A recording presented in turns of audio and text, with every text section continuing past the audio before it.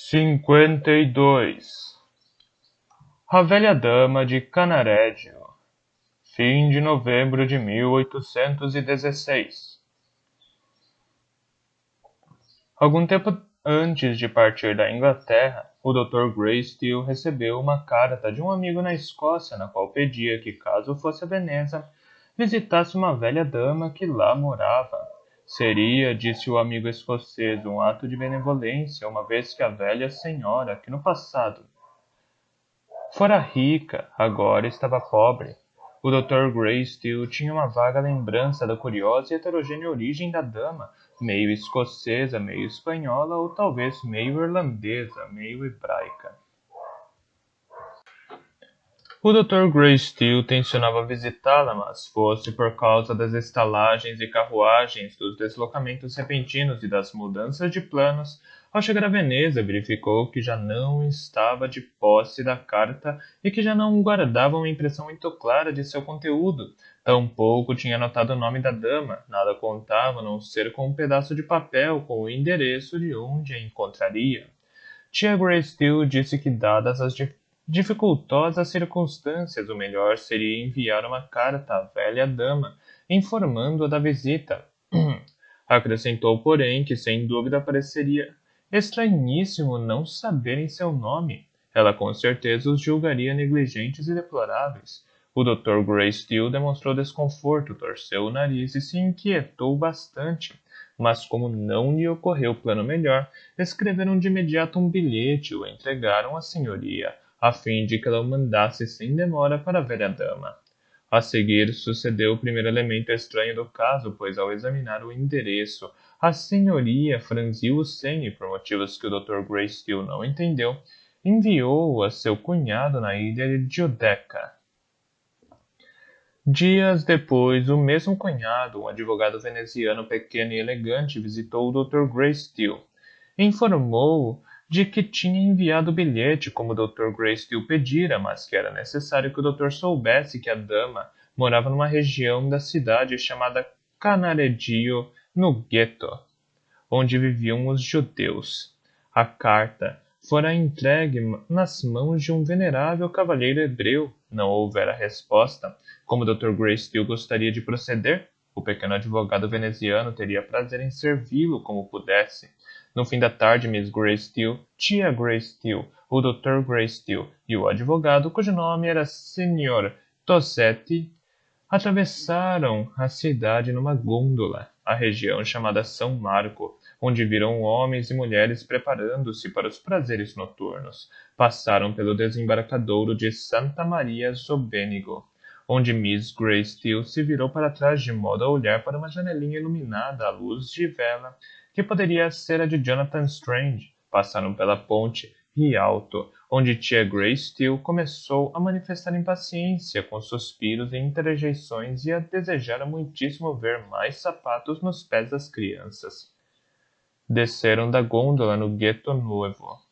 Conquanto todas as casas de Veneza fossem estranhas e antigas, as do gueto pareciam um selo de forma especial, como se a estranheza e a antiguidade delas fossem duas mercadorias negociadas por esse povo mercantil para a construção de casas. Conquanto todas as ruas de Veneza fossem melancólicas, essas exibiam uma melancolia bastante distinta, como se a tristeza judia e a tristeza gentia tivessem sido feitas com fórmulas diferentes. Contudo, as casas eram muito simples e a porta em que o Sr. Tossetti bateu era negra e humilde o suficiente para servir como casa de reuniões de um quacre na Inglaterra.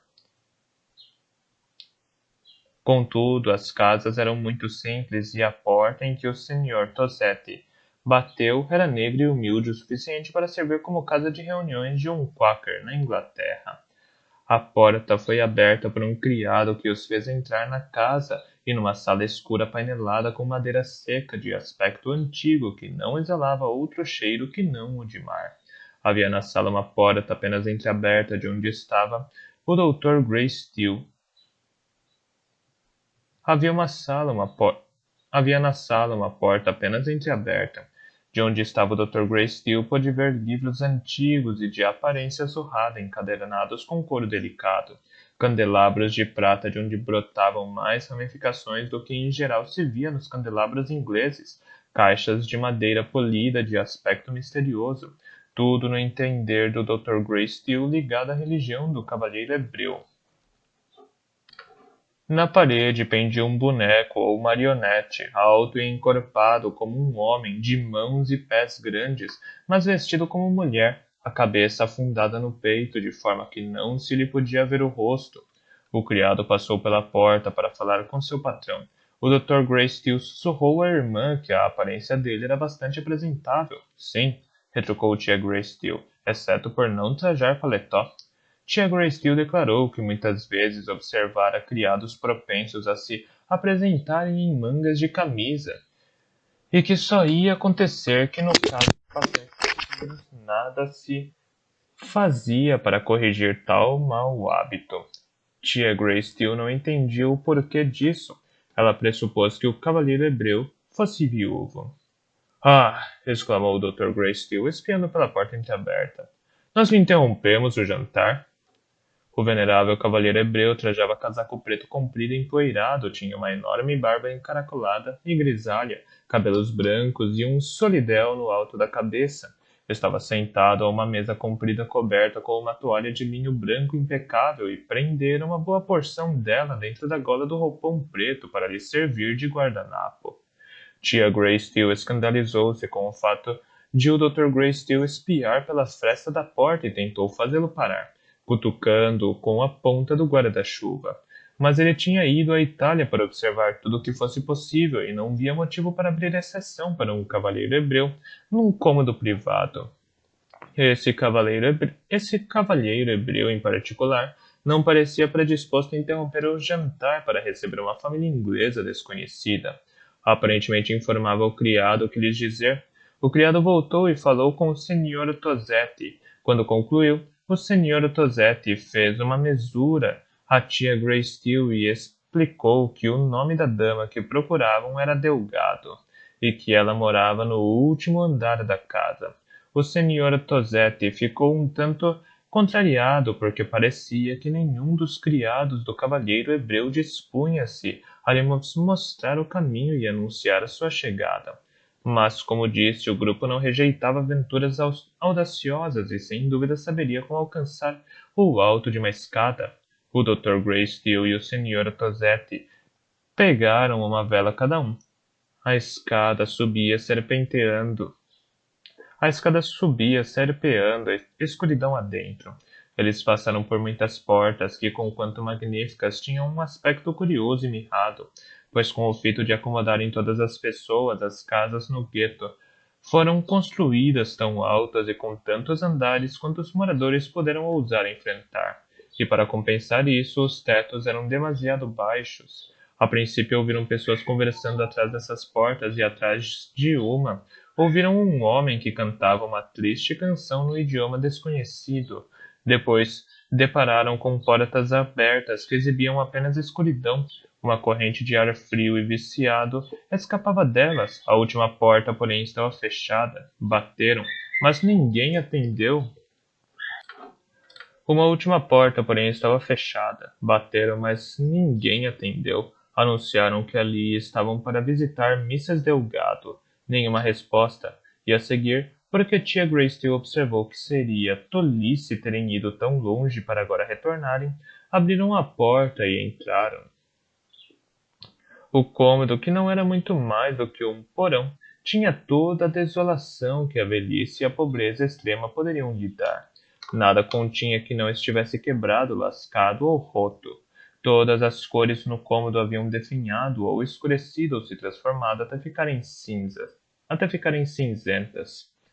Uma pequena janela aberta para o ar da noite mostrava a lua, embora causasse um pouco de surpresa que a lua, com sua face e dedos brancos e limpos, concedesse a honra de uma aparição nesse quartinho imundo.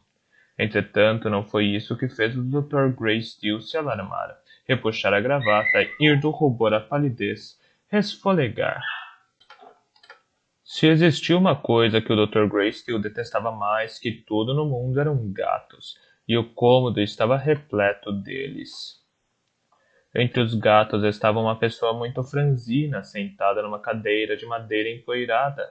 Era sorte, como dissera o Sr. Tosetti, que os Greysteel fossem aventureiros audaciosos, pois a visão de Mrs. Delgado bem poderia ter assustado pessoas nervosas, embora sentasse a prumo.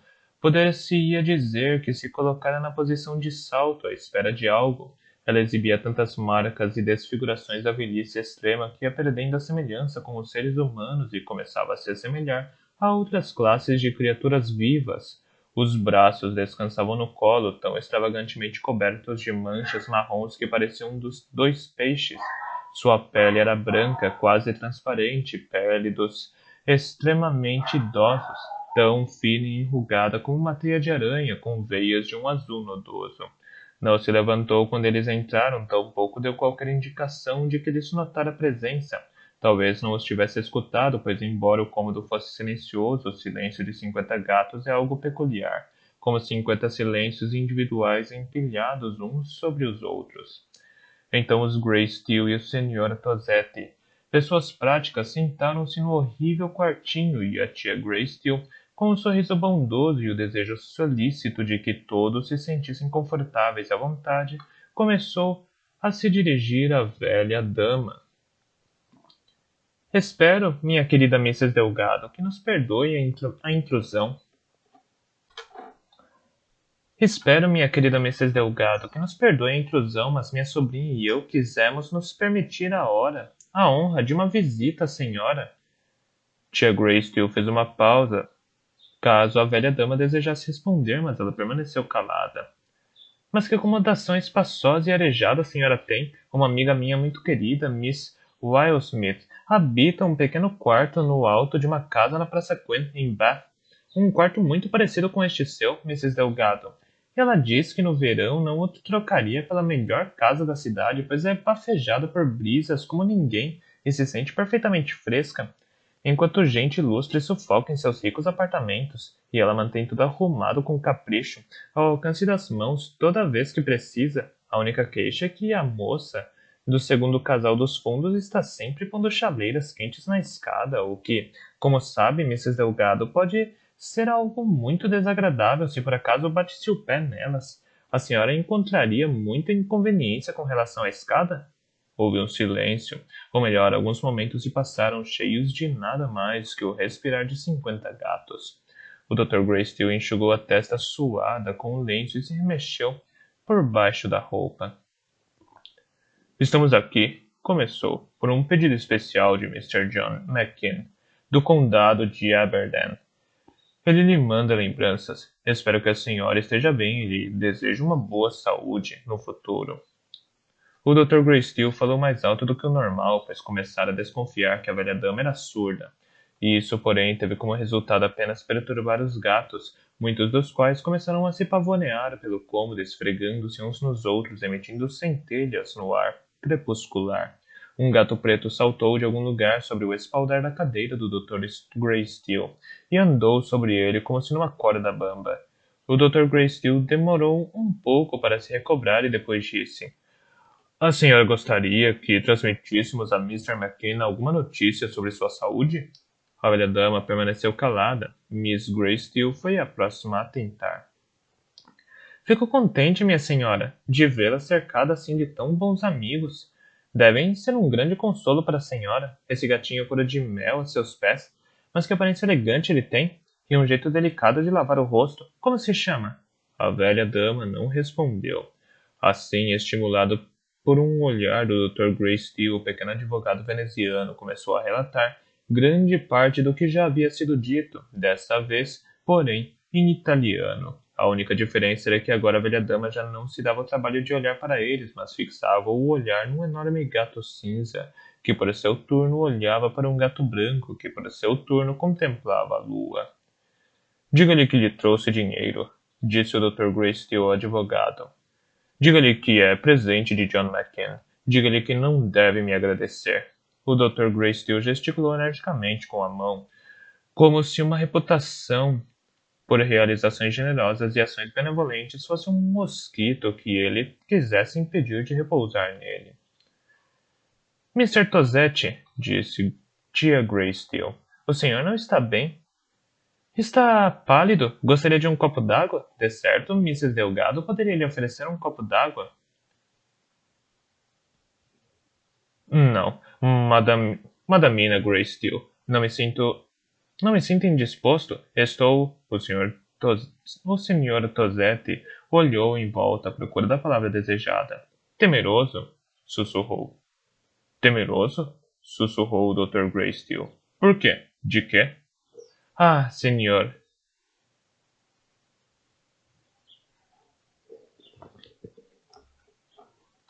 Ah, senhor.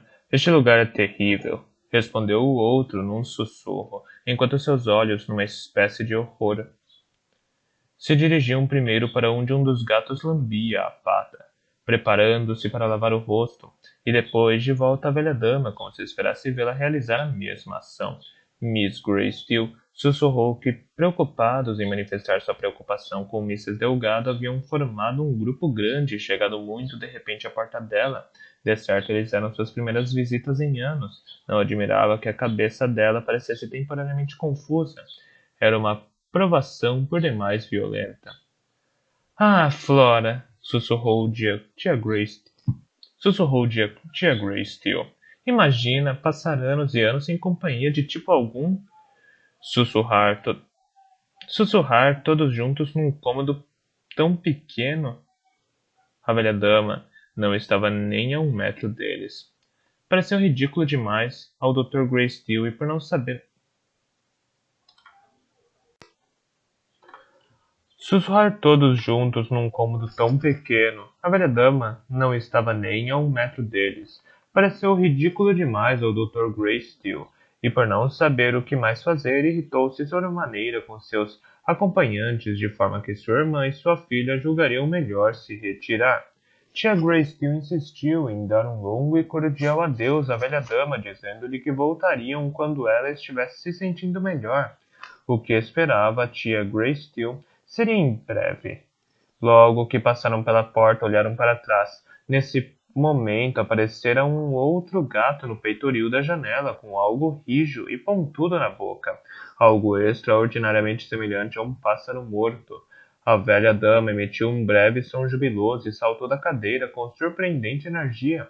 Foi o som mais estranho do mundo e sem a menor semelhança com a fala humana. Ele fez o Sr. Tosetti gritar de susto, fechar a porta e esconder o que quer que fosse que a velha dama estivesse prestes a fazer. 134ª nota.